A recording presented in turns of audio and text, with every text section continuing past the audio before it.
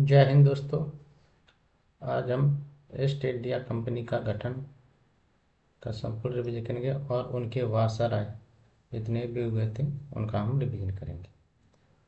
East India company एक British व्यापारिक company थी जिसकी स्थापना 31 दिसंबर 1600 ईस्वी को लंदन में हुई।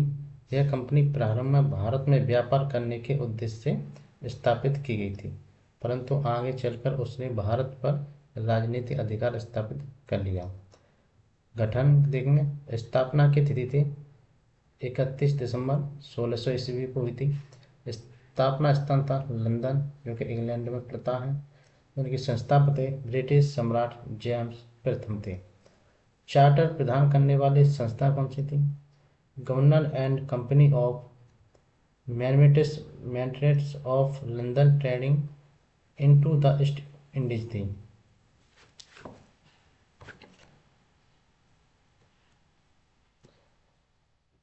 स्थापना का उद्देश्य क्या था? भारत तथा पूर्वी देशों के साथ व्यापार करना, मसाले, रेशम, कपास, नील, अफीम, चाय आदि का व्यापार करना था। ब्रिटिश व्यापारियों के हितों की रक्षा करना था। प्रारंभ में व्यापारिक गतिविधियां क्या थी?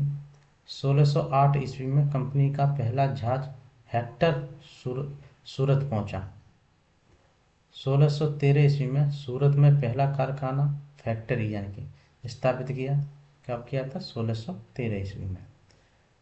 फिर मद्रास में 1639 में, मुंबई में 1661 में और कलकत्ता में 1690 में कारखाने स्थापित किए।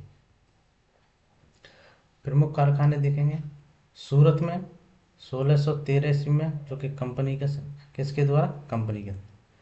मद्रास में होट सेंट चर्च द्वारा 1639 ईस्वी में, और मुंबई में 1661 में, और कलकत्ता में फोर्ट विलियम 1690 ईस्वी में।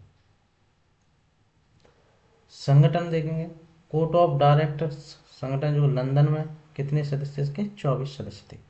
कोर्ट ऑफ प्रोप्रिएटर्स जो कि शेयर धारक था, जो कि सामान्य सभा था। गवर्नर एवं डिप्टी गवर्नर होते भारत में सर्वोच्च अधिकारी थे। कौशल जो कि परिषद, इसमें 4 से 12 सदस्य हुआ करते थे।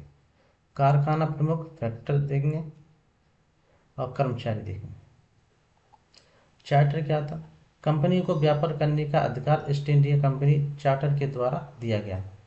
प्रारंभ में चार्टर 15 वर्षों के लिए दिया जाता था, जिसे बाद में नवीनीकृत किया जाता था। कंपनी को युद्ध करने, संधि करने, किले बनाने, सिक्का चलाने आदि के अधिकार धीरे धीरे प्राप्त हो गए। महत्व क्या था उनका? यह कंपनी भारत में ब्रिटिश साम्राज्यवाद की आधारशिला सिद्ध हुई। व्यापार के बहाने भारत में राजनीतिक हस्तक्षेप की शुरुआत हुई। आगे चलकर प्लासी 1757 और बक्सर 1764 के बाद यह कंपनी भारत की शासक बन गई। ईस्ट इंडिया कंपनी के प्रमुख काल देखें। प्रथम काल था 1600 से 1757 तक, केवल व्यापारिक गतिविधियां थी इसमें। फिर द्वितीय काल आया 1757 से 1857 से, व्यापार के साथ राजनीतिक अधिकार भी हो गए। तृतीय काल कब आया था? 1857 से 1874, सरकारी नियंत्रण में कंपनी से शासन का अंत हो गया। संक्षेप में देंगे। क्या हुआ? 31 दिसंबर 1600 ईस्वी में लंदन में स्थापना होगी। भारत में व्यापार की शुरुआत हुई। फिर कारखानों की स्थापना सूरत, मद्रास, मुंबई और कलकत्ता में हुई। राजनीतिक अधिकार प्राप्त करना और भारत का शासन का मार्ग प्रशस्त हो गया। निष्कर्ष क्या का? ईस्ट इंडिया कंपनी का गठन केवल व्यापार के उद्देश्य से हुआ था, किंतु यह कंपनी आगे चलकर भारत में अंग्रेजी शासक की नींव बनी। अगला देखेंगे।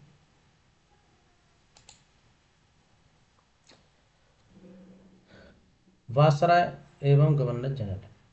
ईस्ट इंडिया कंपनी ने भारत में अपने राजनीतिक एवं प्रशासनिक नियंत्रण को सुदृढ़ करने के लिए समय समय पर गवर्नर जनरल नियुक्त किए। 1858 ईस्वी के बाद इन्हें वायसराय कहा जाने लगा। कब से? 1858 ईस्वी। गवर्नर जनरल की अवधारणा कैसे हुई देखें। पहले ईस्ट इंडिया कंपनी के शासन की सर्वोच्च शक्ति बंगाल के गवर्नर के पास थी। 1773 के रेगुलर एक्ट के द्वारा बंगाल के गवर्नर को गवर्नर जनरल की उपाधि दी गई। गवर्नर जनरल का मुख्यालय प्रारंभ में कलकत्ता था। कहाँ था? कलकत्ता था। गवर्नर जनरल कंपनी का प्रतिनिधित्व होता था। वायसराय की अवधारणा कैसे हुई? 1857 के विद्रोह के बाद 1858 के भारत शासन अधिनियम द्वारा सत्ता ईस्ट इंडिया कंपनी से लेकर ब्रिटिश क्राउन के हाथों में चली गई। अब भारत में ब्रिटिश सम्राट का प्रतिनिधित्व वायसराय कहलाया गया। वायसराय भारत में ब्रिटिश सरकार का सर्वोच्च अधिकारी है।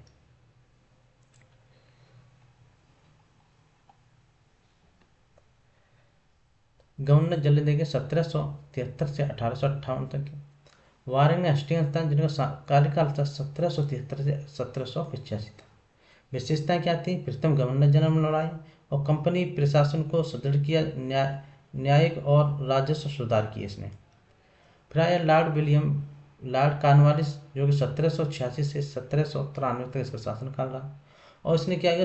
स्थायी बंदोबस्त जो 1793 को लागू किया और इसने सिविल सेवा में सुधार और कॉर्नवालिस कोड लागू किया था। कॉर्नवालिस के बाद आते हैं लॉर्ड वेलेस्ली जिनका कार्यकाल था 1798 से 1805 तक। इन्होंने क्या कार्य किए? साइक संधि की नीति अपनाई और मिस्र के विरुद्ध बर्मा 1798 तथा अनेक क्षेत्रों का विलय किया। लॉर्ड वेलेस्ली के बाद कार्यकाल आया लॉर्ड हेस्टिंग्स का। 1813 से 1823 तक शासनकाल रहा। इन्होंने कौन से कार्य किए? चार्ट एक्ट 1813 के तहत व्यापार पर कंपनी का एक अधिकार समाप्त हुआ। पहला एंग्लो नेपाल युद्ध 1814 से 16 तक लड़ा गया इनके शासनकाल में। फिर आते हैं लॉर्ड विलियम बेटिंग 1828 से 1835 में। सती प्रथा पर प्रतिबंध उन्होंने 1829 में लगा दिया। ठगों का दमन और अंग्रेजी शिक्षा को उन्होंने प्रोत्साहित किया। इसके बाद आते हैं लॉर्ड ऑकलैंड 1836 से 1842 तक। प्रथम अफगान युद्ध हुआ इनके शासनकाल में 1839 से 1842 में और कार्य हुए। चार्ट एक्ट 1833 इनके शासनकाल में लागू हुआ था। फिर आते हैं लॉर्ड एलनबरो 1842 से 1844 का इनका कार्यकाल था और सिंधी का विलय हो गया 1843 में इनके शासनकाल में। फिर आते हैं लॉर्ड हार्डिंग 1844 से 1848 में। इनके शासनकाल में पहला आंग्लो सिख युद्ध जो कि 1845 से 1846 के शासनकाल में था। इसके बाद आते हैं लॉर्ड डलहौजी 1848 से 1856। लैम्प्स की नीति उन्होंने डायरेक्ट ऑफ लैम्प्स अपनाई और सतारा, झांसी, नागपुर आदि का विलय किया जिसे हम बोलते हैं हड़प नीति। उसके बाद आते हैं लॉर्ड कैनिंग का शासनकाल 1856 से 1858 का शासनकाल रहा और 1857 के विद्रोह का दमन किया उन्होंने। भारत का शासन अधिनियम 1858 को लागू किया उन्होंने। प्रमुख वायसराय और उनके महत्वपूर्ण कार्य क्या थे वो देखेंगे। लॉर्ड रिपन 1880 से 1884 ईस्वी में स्थानीय शासन को बढ़ावा और इन्होंने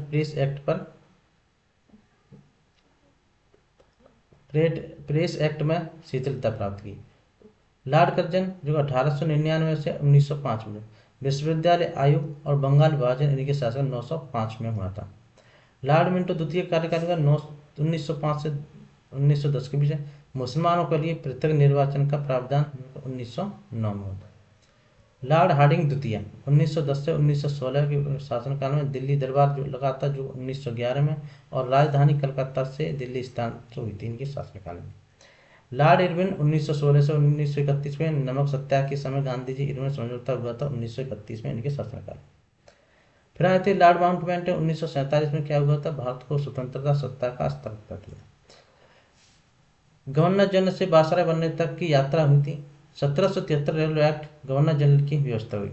फिर आया 1833 चार्ट एक्ट गवर्नर जनरल की शक्ति में वृद्धि हुई और 1897 विद्रोह बंगाली का शासन समाप्त हो गया। 1858 के भारत शासन अधिनियम गवर्नर जनरल बना और वायसराय बना। वायसराय का महत्व क्या था? भारत में ब्रिटिश सम्राट का प्रतिनिधित्व हुआ। संपूर्ण ब्रिटिश भारत का प्रशासनिक प्रमुख, सैन्य, राजस्व, विदेश नीति आदि पर अंतिम अधिकार हुआ था। भारत की नीतियों ब्रिटिश संसद एवं सरकार के अनुसार लागू करना था। मानचित्र से देखेंगे दिल्ली और कलकत्ता। वायसराय का मुख्य कलकत्ता 1858 तक था, यदि इसके बाद दिल्ली 1911 से स्थानांतरित हुई। पहले कहाँ थी? कलकत्ता थी, यहाँ से स्थानांतरित करके दिल्ली कर दी थी 1911। प्रथम गवर्नर जनरल वारेन हेस्टिंग्स 1773। प्रथम वायसराय कौन थे? लॉर्ड कैनिंग 1858 और भारत शासन अधिनियम 1858। बंगाल विभाजन लॉर्ड कर्जन के सामने हुआ था 1905 में, और दिल्ली दरबार लॉर्ड हार्डिंग थे 1911 में, और स्वतंत्रता हस्तांतरण लॉर्ड माउंटबेटन 1947। गवर्नर जनरल का मुख्यालय कलकत्ता था। 1900 के बाद वायसराय का मुख्यालय दिल्ली हो गया था। अगला देखूंगा। अब एक एक करके उनके कार्यकाल देखेंगे। वारेन हेस्टिंग्स का कार्यकाल 1772 से 1785 तक रहा था इनके। Warren Hastings east India company का पहला गवर्नर जनरल था। कौन था? ईस्ट इंडिया कंपनी का पहला गवर्नर जनरल था। उसने 1772 ईस्वी से 1785 तक भारत में कंपनी का शासन की नींव मजबूत किया और प्रशासनिक, न्याय तथा राजस्व व्यवस्था में अनेक महत्वपूर्ण सुधार किए। वारेन हेस्टिंग्स का परिचय देखेंगे। पूरा नाम वारेन हेस्टिंग्स था। जन्म हुआ था इसका 6 दिसंबर 1772 इंग्लैंड में। भारत का आगमन उन्होंने 1785 में कंपनी की सेवा में किया। पद था बंगाल का गवर्नर 1772 से 1734 में। पद था गवर्नर जनरल 1774 से 1765, और उनकी मृत्यु हो गई 22 अगस्त 1898 इंग्लैंड में होती। उपलब्धि क्या की उन्होंने? भारत में अंग्रेजी शासन की मजबूत आधारशिला रखी तथा अनेक प्रशासनिक सुधार किए। गवर्नर जनरल के रूप में प्रमुख कार्य क्या थे? कंपनी के बिखरे हुए प्रशासन को संगठित किया, राजस्व, न्याय एवं प्रशासनिक व्यवस्था में सुधार किए, भारतीय रियासतों में संधियां और कंपनी की शक्ति बढ़ाई। प्रथम आंग्ल मैसूर युद्ध 1767 से 1769 के बाद शांति स्थापित की इन्होंने। मुगल सम्राट शाह आलम द्वितीय को संरक्षण देकर वैधता प्राप्त की इन्होंने, और कलकत्ता को प्रशासनिक और वाणिज्य केंद्र के रूप में विकसित किया इन्होंने। प्रशासनिक सुधार देखेंगे। द्वैत शासन की समाप्ति की उन्होंने। 1772 ईस्वी में बंगाल में द्वैत शासन, जो कि नवाब कंपनी प्रणाली, समाप्त की और पूरा प्रशासन कंपनी के हाथ में लिया। कलेक्टर प्रणाली क्या थी? उन्होंने जिला में कलेक्टर नियुक्त किए, जो राजस्व व प्रशासन दोनों के लिए उत्तरदायी थे। प्रांतीय प्रशासन में क्या किया उन्होंने? बंगाल को भागों में बांटा। बंगाल, बिहार, उड़ीसा, मद्रास एवं मुंबई को भी निश्चित अधिकार दिया। पुलिस व्यवस्था क्या थी? क्या स्थानीय स्तर पर पुलिस चौकी स्थापित की और अपराध नियंत्रण के उपाय किए। राजस्व प्रशासन में क्या? भू राजस्व की व्यवस्था को नियंत्रित किया और कंपनी के आय के स्रोत को संतुलित किया। न्यायिक सुधार क्या किए थे उन्होंने? 1772 ईस्वी में कलकत्ता में सुप्रीम कोर्ट की स्थापना, मुख्य न्यायाधीश सर एलिजा इम्पेयर, और दीवानी सिविल मामलों के लिए दीवानी अदालतों की स्थापना की। फौजदारी क्रिमिनल मामलों के लिए फौजदारी अदालतों की स्थापना की उन्होंने। न्यायिक कार्यों की प्रशासनिक कार्यों से अलग करने का प्रयास किया और भारतीय कानून, हिंदू कानून और मुस्लिम कानून को मान्यता दी उन्होंने। राजस्व सुधार क्या आते हैं?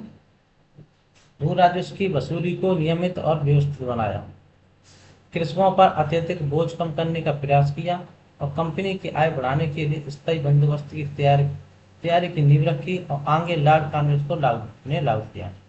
विदेशी नीति और संधियां में क्या कार्य किया उन्होंने? 1775 में हैदराबाद के निजाम से संधि की उन्होंने, और 1775 में अवध के नवाब सिराजुद्दौला से संधि की उन्होंने, और 1772 ईस्वी में मुगल सम्राट शाह आलम द्वितीय से संधि की। इलाहाबाद की संधि उन्होंने कंपनी के बंगाल, बिहार, उड़ीसा की दीवानी प्राप्त हुई उन्होंने।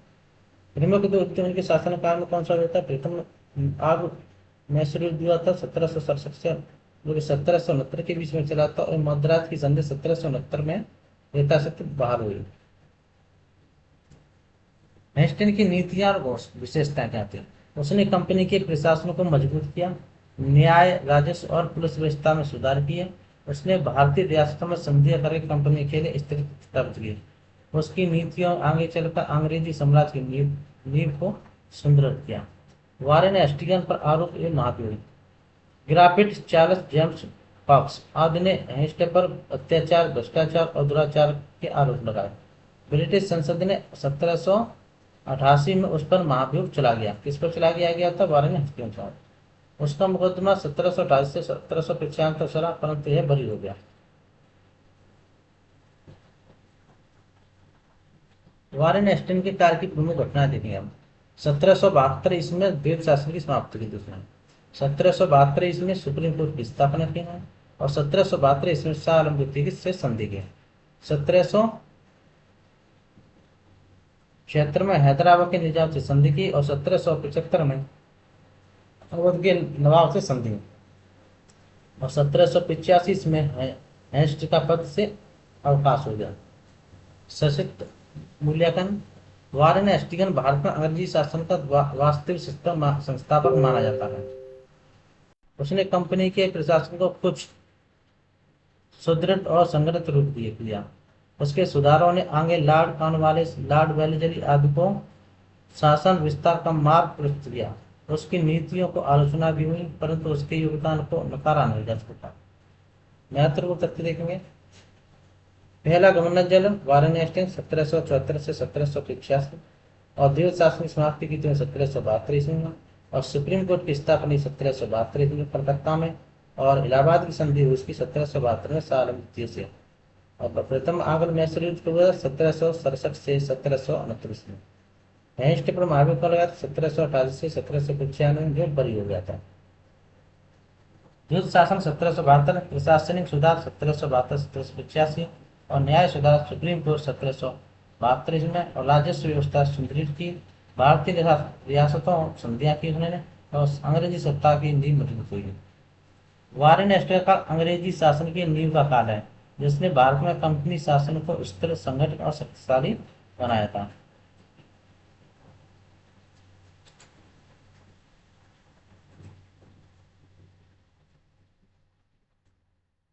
वारेन हेस्टिंग्स के बाद शासनकाल आता है लॉर्ड कॉर्नवालिस का काल, जो 1786 से 1793 ईस्वी तक रहता है।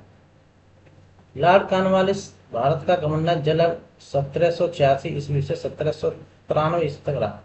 उसने भारत में प्रशासनिक, राजस्व एवं न्याय सुधार किए तथा स्थायी बंदोबस्त की व्यवस्था की, जिसका भारतीय इतिहास में महत्वपूर्ण स्थान।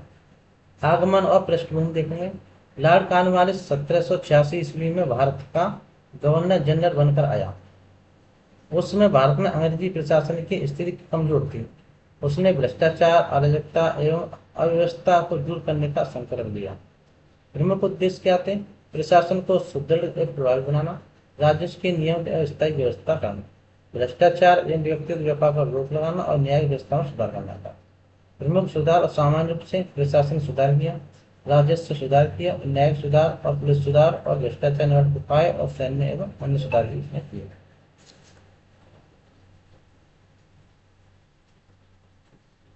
प्रशासनिक सुधार क्या थे? केंद्रीय प्रशासन का पुनर्गठन, विभागों का पुनर्गठन किया, राजस्व, न्याय, सैन्य आदि विभाग अलग अलग किए इसने। ICS की नींव रखी, योग्य व्यक्तियों की नियुक्ति पर बल दिया गया, जो आगे चलकर भारतीय सिविल सेवा की नींव बनी। व्यक्तिगत व्यापार पर रोक, कंपनी के अधिकारों के निजी व्यापार पर रोक लगाई। वेतन वृद्धि, अधिकारियों के वेतन बढ़ाए ताकि वे रिश्वत न लें। कलेक्टर की शक्तियां बढ़ाई, जिलों में कलेक्टर को राजस्व प्रशासन का प्रमुख बना दिया गया। स्थायी बंदोबस्त, वह व्यवस्था 1793 ईस्वी में बंगाल, बिहार, उड़ीसा में लागू की गई। जमींदारों को भूमि का मालिकाना हक दे दिया गया। जमींदारों से निर्धारित स्थायी राजस्व लिया जाने लगा। राजस्व की राशि स्थायी कर दी गई, जिसे आगे नहीं बढ़ाया गया।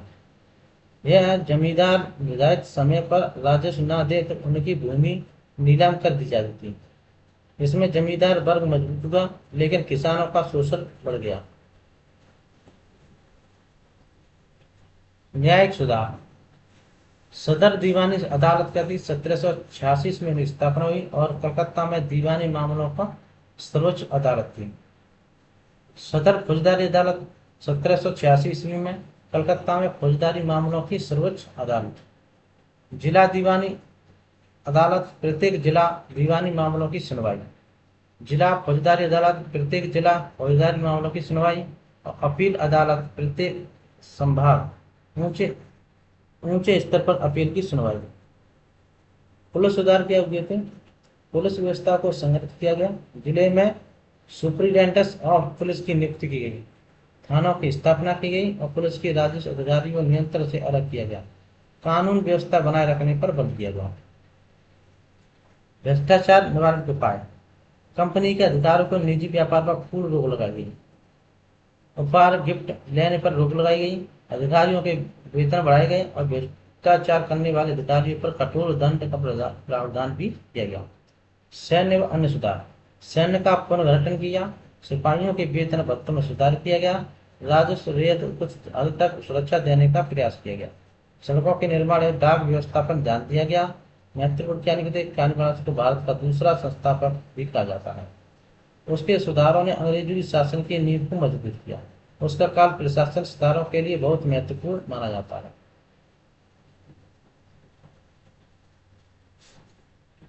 लॉर्ड कॉर्नवालिस के काल की प्रमुख कार्य सत्य। 1786 में भारत में आगमन हुआ। उसका प्रशासनिक सुधार किए, न्यायिक सुधार किए, स्थायी बंधु 1793 में, पुलिस सुधार किए और 1793 में भारत से प्रस्थान हो गया था। समय मूल्य का। लॉर्ड कॉर्नवालिस ने भारत में प्रशासनिक न्याय और राज्य सुधार के लिए अंग्रेजी शासन को संतुलित किया। स्थायी बंधु एक नए जमींदार वर्ग को जन्म दिया जिससे अंग्रेजों को स्थायी आय होने लगी। उसके सुधारों आगे आने वाले गवर्नर जनरल के लिए मार्ग प्रस्तुत किया। कार्यकाल था 1740 से 1793 तक। स्थायी बंधु 1793 तक। मुख्य सुधार प्रशासन, राजस्व और न्यायिक पुलिस। उपाधि भारत का दूसरा संस्थापक। मुख्य क्षेत्र बंगाल, बिहार, उड़ीसा। लॉर्ड कॉर्नवालिस के सुधारों ने ब्रिटिश शासन की नींव को मजबूत किया।